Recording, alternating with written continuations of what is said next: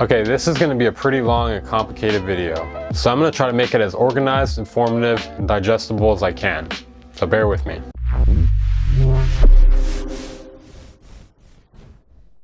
Self-releasing music is one of the most challenging things you can do in this industry. There's a reason why people generally try to find labels to release their music. It's a lot of work. Now, you're not going to always be able to find a label to release your music, and that brings us to the topic of today's video. Maybe the genre you make is too obscure. Maybe you can't find labels to release a style of music, yet you really believe in the music. Either way, doesn't matter how cookie cutter or unique your style is, you're probably going to have to self-release music at some point. You may want to ask yourself early on too, is the music you're making worth all the promotion you're trying to put behind it too? Make sure you see the vision of people liking this music before putting money into promoting it, or even putting a lot of effort into promoting it. So you finish your song. Now what do we do? Well, the first thing we need to do is plan. We need to pre-promo, we need to announce on social media, we need to get some sort of hype drummed up. Here's some ideas here, showing artwork, memes, music videos. Talk more about that later. Even snippets. We need to let people know leading up to the big day. No, not that big day. If you do decide to do snippets though, try to give them only a taste of your song. You don't want to wear out the whole song before it's even out. And that is very easy to do if you upload a 45-second or longer clip. So something short, just a taste. This includes sharing it as a post on social media, stories, anything you have access to. So I'll just be posting this on my girlfriend's Facebook page real quick. You can also run ads. If you're fucking crazy or rich. Next, we're going to talk about platforms and distribution.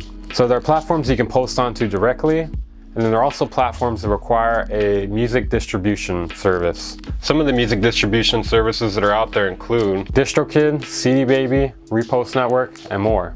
Some of the platforms that require a distribution service to post to are Spotify, Apple Music, Deezer, Tidal, the list goes on. And some of the platforms you can upload to directly include Soundcloud, YouTube, Audius, Matter, AudioMac. I'm sure there's a lot more. Those are just the ones that are coming to me off the top of my head. A music distribution service usually costs around $20 a year for unlimited access. You should check out the different options before deciding on one. Monetization is also something to think about. Platforms that you post on through distributed services make you money. I also suggest posting to as many platforms as you can. It doesn't mean you have to focus a lot of time on it. It literally takes like a minute to upload to each one, and you never know which one may pick up on its own naturally. All right, now that you hopefully have your music on Spotify, we're gonna talk about Spotify playlists for a little bit. Many say this has become the modern version of radio, and they're kind of right in the sense that a lot of people are listening to it and a lot of people are trying to get their music on there. Essentially, the way Spotify playlists work is a lot of people follow them. Some of them get advertised either through Spotify or through different means on another website. A lot of eyes and ears are on these playlists, so it's very valuable to get your music into them. You can rack up a lot of new fans quickly and a lot of new streams. There are two types of playlists on Spotify: editorial playlists and user playlists. Editorial playlists are created by Spotify and they're not exactly easy to get into, but I can give you some tips on how to get into them. You want to submit your song at least 1 week in advance, closer to 4 if possible. I don't know how it is with the quarantine. It might even be longer than that now with the quarantine. Then a few days after you schedule it to upload, you're gonna need your Spotify for Artists account connected to your Spotify account. And you should see it on your upcoming releases tab. You should see the upcoming release a few days after you schedule it. And then you will be prompted to fill out a form. Once you follow that, fill that out, and you'll be on your way. You should do this with every release you can if possible. It'll increase your chances of getting on more playlists. Sometimes it works, sometimes it doesn't. Now we're gonna talk about user playlists. Now these are about an 80 to 20 shot on whether or not they're pay to play list. If you have the money, it can be worth it to invest in it. You'll most likely not profit off it, but it can get your music out there, which is what people are usually looking for when they're doing that. You can look around on Spotify and see if you see any playlists with submission emails in the playlist description. You can also Google it as well. I found a lot of playlists that way. The prices for playlist placing are extremely variable, so I have no idea what to tell you to expect. Let's just hope it's free, huh? All right, next we're gonna talk about music videos. Music videos are great for a lot of reasons.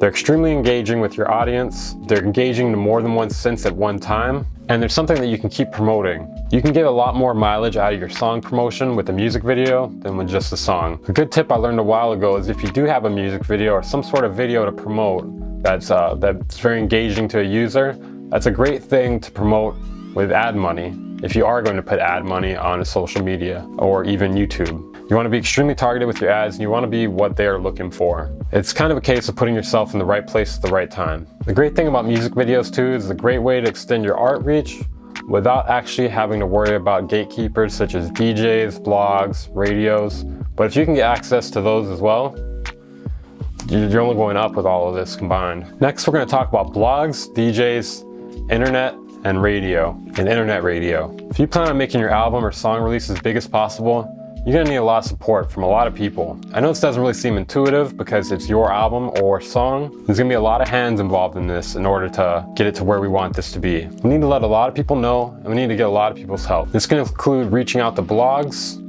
DJs, internet radio stations, and radio stations.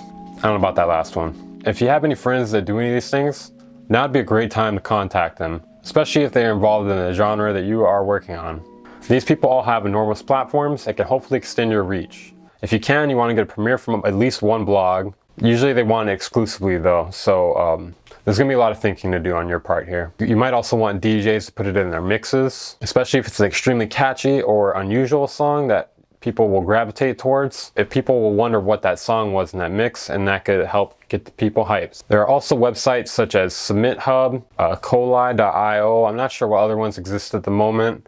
But these are all websites that you can easily submit to blogs or labels to possibly share your music. But one of the best ways is to do it with old-fashioned email.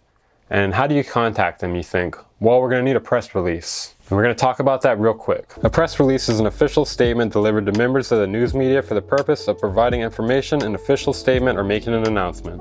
A press release is traditionally composed of 9 structural elements, including a headline, introduction, body, and other information. I'll include a link to a video down below to create a press release. All right, now we're going to talk about release parties. Another great idea is to do a release party. This doesn't even have to be something you do out in the real world. Say a quarantine is happening in the world and you only have access to the internet. A great way to do that would be with twitch.tv or Discord or even YouTube. There's a million ways you could interact with your audience and possibly get them hyped up for your album. This is something you can do on or offline though. Did I mention that already? Did I mention you can do this on or offline? Next, we're going to continue promotion. Once you release a song and you've done all these hype posts all the way up to the song release, and you've shared your snippets and all these good things, your music video, got your premiere, the battle's not over yet. You gotta let more people know. You gotta let your friends know that don't know yet.